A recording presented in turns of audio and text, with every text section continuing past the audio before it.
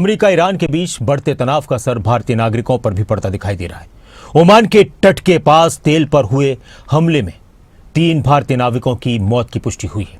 केंद्रीय मंत्री सर्बानंद सोनोवाल ने इस घटना को बेहद दुखद बताते हुए कहा कि भारत सरकार मृतकों के परिवार वालों के साथ खड़ी है, हर संभव मदद मुहैया कराई जाएगी। वहीं 21 भारतीय नाविकों को सुरक्षित बचाया गया, उन्हें जल्द भारत लाने की तैयारी की जा रही है। अमेरिका और ईरान के बीच लगातार दूसरे दिन भी हमले और जवाबी कार्रवाई जारी है, जिससे पूरे पश्चिमी एशिया में तनाव बढ़ चुका है। अमेरिका भी अब इस लड़ाई में फिर से कूद पड़ा है।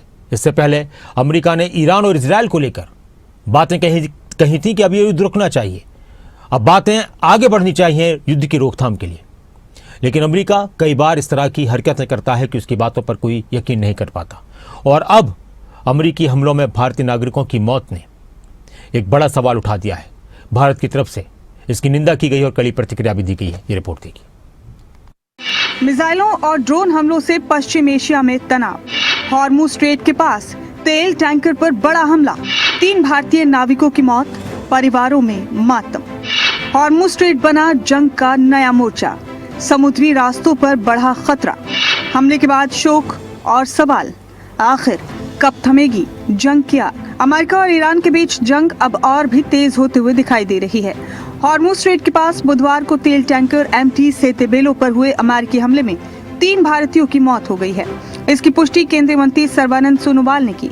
उन्होंने कहा कि अब तक 2 के शव बरामद कर लिए गए हैं। इससे पहले विदेश मंत्रालय ने बताया था कि जहाज पर सवार 24 भारतीयों में से 21 को सुरक्षित बचा लिया गया है, जबकि 3 भारतीय लापता थे। इसके अलावा फिर ओमान के शिनास बंदरगाह के पास एक और जहाज MT जलवीर पर हमला हुआ है। घटना के बाद भारतीय दूतावास ने कहा कि वो स्थानीय अधिकारियों के संपर्क में है और हालात पर नजर रखे हुए है। केंद्रीय मंत्री सर्बानंद सोनोवाल ने कहा, MT सेतेबेलो तेल टैंकर पर हुई घटना बेहद दुखद है। उन्होंने बताया कि पहले जिन 3 भारतीय नाविकों को लापता माना जा रहा था, अब उनकी मौत की पुष्टि हो गई है। इनमें से 2 के शव भी मिल चुके हैं। सोनोवाल ने कहा कि ये सिर्फ प्रभावित परिवारों की ही नहीं, बल्कि पूरे भारतीय समुदाय के लिए बड़ी क्षति। उन्होंने कहा कि मोदी सरकार इस मुश्किल समय में मृतकों के परिवारों के साथ खड़ी है और उन्हें हर जरूरी मदद दी जाएगी।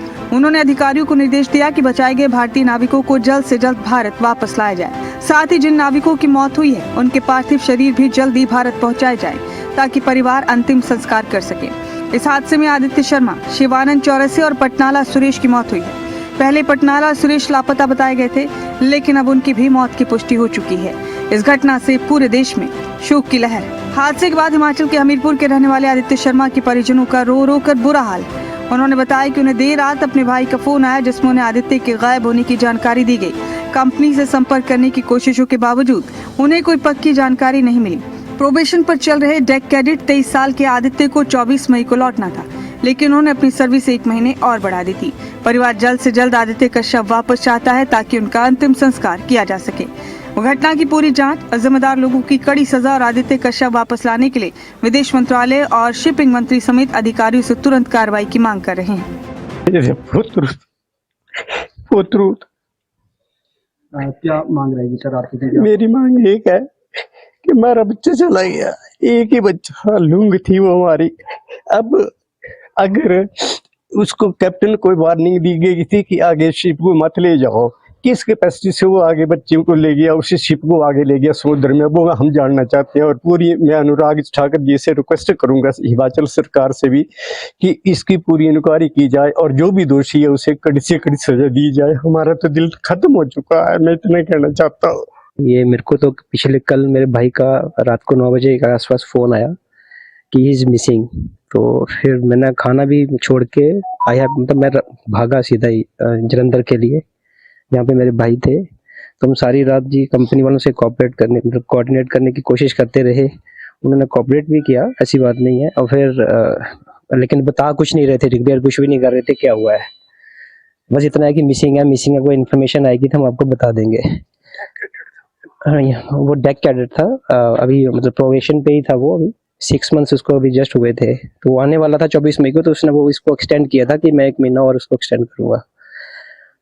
और फिर हम जलंधर आए तो फिर सारी रात गूगल चेक ये सब चेक करते रहे, लेकिन हमें 1:30-2 बजे के आसपास हमें एक न्यूज़ ही मिल गया, उसका नाम भी डिक्लेयर हो गया था कि उसका हो गया। तो फिर हम घर आ गए अभी तो, लेकिन अभी हम इसी कोशिश में लगे हुए हैं कि हमें किसी तरह से हमारे बच्चे की डेड बॉडी, उसके अवशेष हमें जल्दी से जल्दी प्राप्त हो, ताकि हम उसकी अंतिम यात्रा को कंप्लीट कर पाए। वहीं उत्तर प्रदेश के देवरिया के रहने वाले शिवानंद की भी इस हादसे में मौत हो गई है। शिवानंद के परिजनों का इस हादसे के बाद रो रो कर बुरा हाल। परिवार शिवानंद का शव भारत आने का इंतजार कर रहा है। शिप पे गए थे और वहीं पे जो तिरकोली युद्ध चल रहा है उसी में मिसाइल गिरा है और 3 लोग लापता हैं, जिसमें हमारे बहनोई भी हैं, शिवानंद चौरसिया, जो सुरौली के रहने वाले हैं। क्या सूचना मिली आप लोगों को? कैसे सूचना मिली? सूचना मिली है, वो ऑफिस के द्वारा सूचना मिली है कि ये 3 लोग मिस हैं। कितने बच्चे थे उनके? 2 बच्चे हैं। क्या बात हुई थी आपसे? उनसे कब बात हुई थी? अभी इधर अब परसों शाम को बात हुई थी। क्या बता रहे थे वो? तो बता रहे थे कि हम इस समय ईरान में हैं, शिप पे हैं। और कुछ नहीं बताया उन्होंने? नहीं, और कुछ तो नहीं बताया। कहाँ गए थे वो? क्या सूचना पहले गए थे पूना से काकाला बम्बई से गई ना, बम्बई से उड़ान भेज बा। हाँ, कहाँ गए थे? किस जगह? ये समय और स्थान का तो नाम नहीं बता पाए कि कौन जगह बाना कौन जगह ना है। जब वो फोन में बतियावे ना तो सुने नहीं के जगह बाना। क्या सूचना मिली आपको भी? सूचना यह मिलल कि जहाजी पर बम गिर गई बा, आ काकाला 2 आदमी की 3 आदमी मिलल बा और आदमी मिलल नहीं। हाँ, कब गए थे यहाँ से? के आपके लड़के कब गए थे यहाँ से? अरे लड़का गेले 8-9 महीना हो गए। इस बीच अमेरिका और ईरान में लगातार दूसरे दिन गुरुवार को भी हमले जारी। ट्रंप ने बताया कि अमेरिकी सेना ने ईरान पर 49 टॉमहॉक मिसाइलें दागी और लड़ाकू विमानों से भी हमले किए। जॉर्डन की सेना ने दावा किया कि ईरान से दागी गई 5 मिसाइलों को नष्ट किया गया। ईरान का दावा है कि अमेरिकी MQ-9 रीपर ड्रोन मार गिराया गया। रूस ने अमेरिका और ईरान से हमले रोकने की अपील की। मॉस्को ने दोनों देशों से संयम बरतने के लिए कहा। अमेरिका ने जॉर्डन में संभावित मिसाइल ड्रोन हमले को लेकर सुरक्षा चेतावनी जारी की है। अमेरिकी विदेश विभाग ने कहा है कि जॉर्डन के हवाई क्षेत्र में मिसाइल, ड्रोन या रॉकेट होने की रिपोर्ट्स मिली हैं। ऐसे में लोगों को तुरंत सुरक्षित शेल्टर्स में जाने और अगली सूचना तक वहीं रहने की सलाह दी गई है। अमेरिकी विदेश विभाग के ट्रैवलगव अकाउंट ने जारी अलर्ट में कहा है कि जॉर्डन में मौजूद लोग तत्काल ओवरहेड कवर लें और सुरक्षित स्थानों पर शरण लें। विभाग के मुताबिक क्षेत्र में हवाई खतरे की आशंका को देखते हुए ये एडवाइजरी जारी की गई है। अमेरिका और ईरान के बीच बढ़ते तनाव का असर अब समुद्री सुरक्षा और वैश्विक व्यापार पर भी दिखाई देने लगा है।